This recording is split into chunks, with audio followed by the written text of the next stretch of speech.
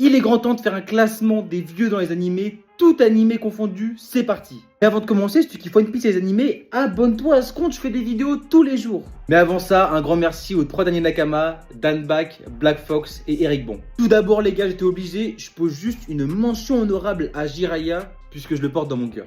En 8ème position, même si je sais qu'il est assez récent, Takamura, je devais le mettre là. Le poteau, c'est le boss de son animé, personne ne sait qui c'est.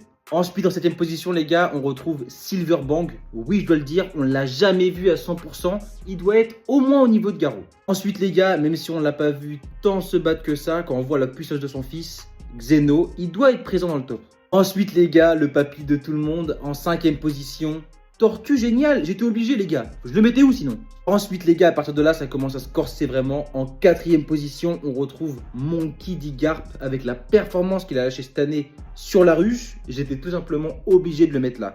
Le frérot, c'est un des boss de son animé. En 3ème position, le poteau qui s'est battu en 1v1 seul, si on peut appeler ça un combat, contre Meruem. Tout simplement, le frérot, c'était le boss des humains, mais contre une fourmi chimère, là, tu peux rien faire, surtout contre le roi. En 2ème position, les gars, on retrouve Barbe Blanche, Edward Newgate. J'étais obligé de le mettre dans le top, les gars. Le frérot est quand même mort debout face à une armée totale. C'est juste une folie.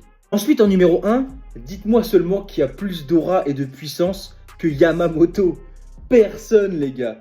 Dans Bleach, le frérot, on lui a carrément dit: ton Bankai là, tu l'utilises dans la ville, on est tous morts. Tu vas tous nous brûler. Non les gars, vraiment, niveau aura, c'est une dinguerie.